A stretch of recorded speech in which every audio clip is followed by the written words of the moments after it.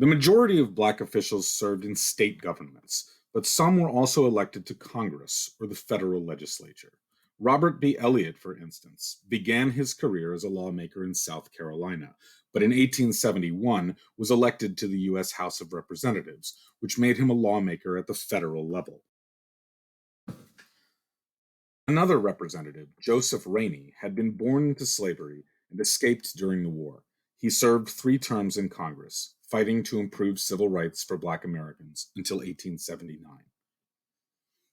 The first Black man to serve in the U.S. Senate was Hiram Revels, elected in 1870, representing the state of Mississippi, in the seat that had once been filled by Confederate President Jefferson Davis. In 1874, another Black man from Mississippi was elected to the U.S. Senate. Blanche K. Bruce, while not the first Black senator, was the first to serve a full 6-year term, serving until 1881.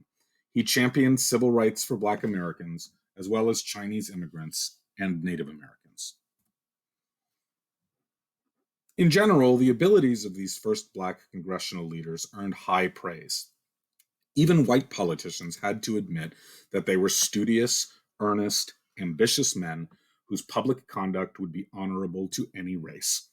Unfortunately, Black political influence could only last as long as the federal government enforced the voting rights promised by the 15th Amendment. By the late 1870s, this federal support was coming to an end, and the suppression of Black voters would begin to erode their political power.